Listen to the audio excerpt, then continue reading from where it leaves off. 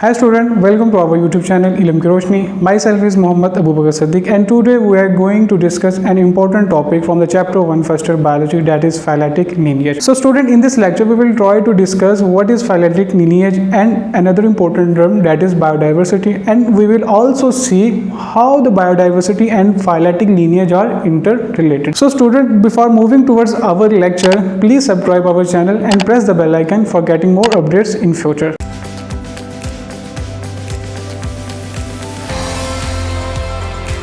Before we started phyletic lineage, let me introduce one term, that is biodiversity.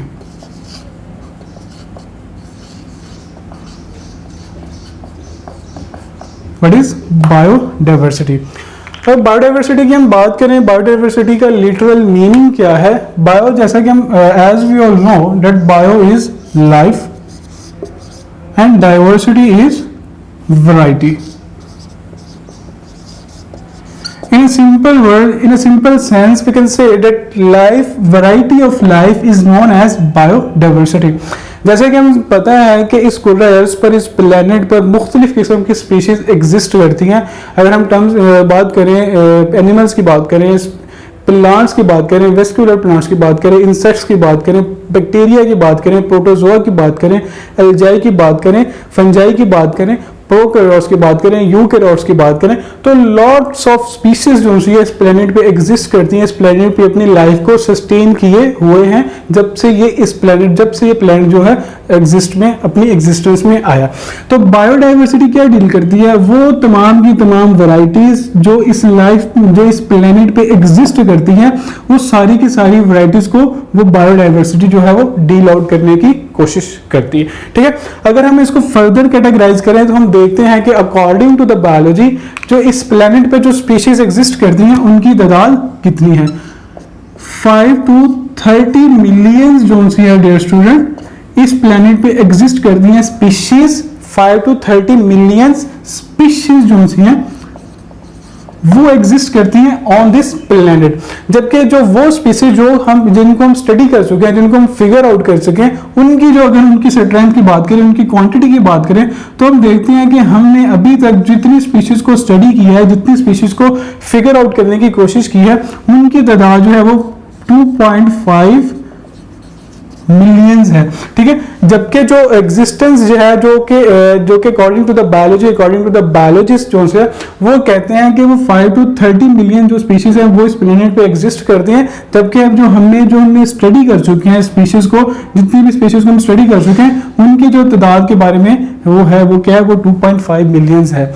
अगर इसको categorise करने की कोशिश करें तो जो सबसे ज्यादा इस प्लेनेट पे जो पाई जाती हैं स्पीशीज वो कौन सी हैं डियर स्टूडेंट? वो हैं इंसेक्ट्स.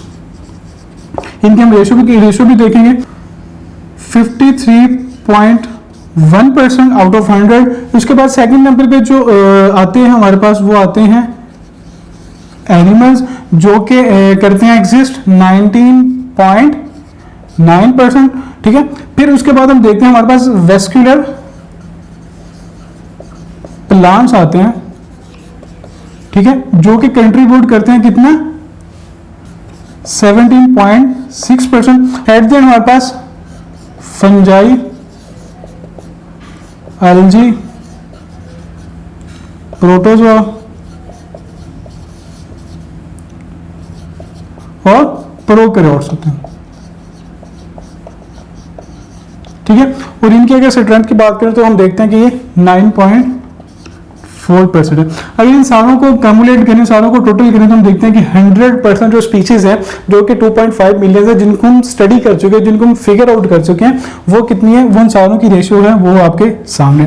सबसे पहले हम देख सकते हैं कि सबसे पहले जो पाए जाते हैं वो इंसेक्ट पाए जाते हैं इन मोर नंबर्स 53.1%. फिर एनिमल्स आते हैं. फिर उसके बाद हमारे पास वेस्कुलर प्लांट्स आते हैं जिसमें एंजियोस्पर्म्स और जिम्नोस्पर्म्स और बहुत सी कैटेगरीज हैं, उसको जो हमारे आने वाले लेक्चर्स होंगे हम उनमें देखेंगे.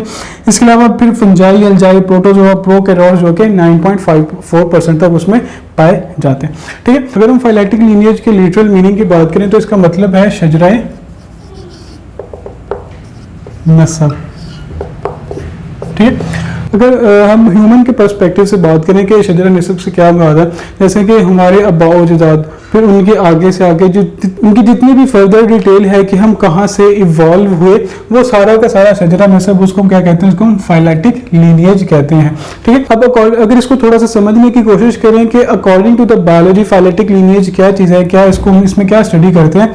अकॉर्डिंग टू द बायोलॉजी क्या कहती है कि इस प्लेनेट पे जितनी भी लाइफ एग्जिस्ट करती है, जितनी भी स्पीशीज इस प्लेनेट पे एग्जिस्ट करती हैं, वो सारी की सारी क्या है, वो एक कॉमन ओरिजिन को शेयर करती है। वो सारों का सारा बैकग्राउंड जो है वो एक ही चीज से इवॉल्व हुआ है।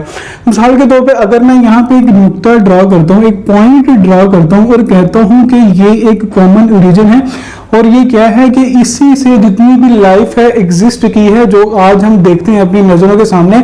जैसे कि मैं आपको पहले बायोडाइवर्सिटी के बारे में बता चुका हूँ, उसमें हमने देखा था एनिमल्स हैं, प्लांट्स हैं, प्रोटोजो हैं, एल्जाई हैं, फल्जाई है, प्रोकैरियोट्स है, यूकैरियोट्स है, और मुख्तलिफ किस्म की स्पीशीज भी हमने उनकी विद जो डिवीजन के साथ हमने उनको देखा था। अगर मैं कहता हूं कि वो सारी की सारी जो जितनी भी लाइफ है अकॉर्डिंग टू द बायोलॉजी, ठीक है, वो सारी की सारी इस कॉमन ओरिजिन के साथ वो अपना जो शेयर है, वो जो अपना पोर्शन है वो शेयर करती है। अब यहाँ से लाइफ एग्जिस्ट करती है, यहाँ से लाइफ स्टार्ट होती है, यहाँ से लाइफ ओरिजिन होती है। अब मैं कहता हूँ कि यहाँ से लाइफ स्टार्ट हुई, प्रोकैरियोट्स बन गए, ठीक है। फिर मैं कहता हूँ यहाँ से लाइफ एग्जिस्ट की, प्लांट्स बन गए, ठीक है। फिर यहां से लाइफ एग्जिस्ट की, इंसेक्ट्स बन गए। फिर यहां से लाइफ एग्जिस्ट की, एनिमल्स बन गए, ठीक है। इसी तरह इसको मुख्तलिफ फर्दर कैटेगराइज में भी लेके जाया जा सकता है। एंजियोस्पर्म को अलग लेके जा सकता है, जिम्नोस्पर्म्स को अलग लेके जा सकता है। तो देखना, हम जो हमारा पॉइंट कंसर्न है कि जितनी भी ये लाइफ है सारी की सारी इस कॉमन ओरिजिन पे जाके अपना जो है वो शेयर करती हैं अकॉर्डिंग टू द बायोलॉजी। ठीक है, अगर हम इसकी डेफिनेशन की तरफ मूव करें, an unbroken series of species. अब ये क्या है, ये सीरीज बन गई है जिसको ब्रेकेबल नहीं किया जा सकता। Arrange in ancestor to descendant sequence, के जो एंसेस्टर्स होंगे वो सबसे एंड पे होंगे, फिर उससे क्या होगा, जो डिसेंडेंट होंगे with the passage of time वो इवॉल्व होते रहेंगे। ठीक है, an unbroken series of species arrange in ancestor to descendant sequence. ठीक है, जैसे कि मैंने आपको यहाँ पे एग्जांपल से बता दी। अब नेक्स्ट क्वेश्चन ये आता है कि हम इनकी जो स्टडी है वो कैसे करते हैं। तो इनका रिकॉर्ड हम कहाँ से हासिल करते हैं, वो फॉसिल से हासिल, फॉसिल का जो रिकॉर्ड होता है उससे सारी स्टडी करते हैं। तो फॉसिल्स रिकॉर्ड के डाटा से हम ये सारा का सारा जो फाइनेटिक नेचर का सेटअप है उसको स्टडी करने की कोशिश करते हैं। लेकिन यहाँ पे जो एक ड्रॉबैक ये है कि जो अभी तक जो फॉसिल्स रिकॉर्ड है वो भी कंप्लीट अचीव नहीं हुआ, क्योंकि हमारे पास हम देखते हैं कि मुख्तलिफ जो सॉफ्ट बॉडीड ऑर्गेनिजम्स होते हैं, ठीक है, वो with the passage of time different rocks के साथ, डिफरेंट किसी और प्रोसीजर के साथ वो डिसॉल्व हो जाते हैं, जिसकी वजह से हम उसका जो फॉसिल्स होते हैं वो हम जो कंप्लीटली उसको फाइंड आउट नहीं कर सकते। इसे लेकिन स्टिल हमारे पास एक ऐसा एक मोर मेजरेबल और मोर क्वांटिटी में डाटा है जिसकी वजह से हम जो रिलेशनशिप है उसको कायम कर सकते हैं। So that's all for today about phyletic lineage. I hope कि आपको समझ आएगा, but if you have any question regarding this lecture please tell me in the comment section. I will try my best to resolve your confusion. Thank you.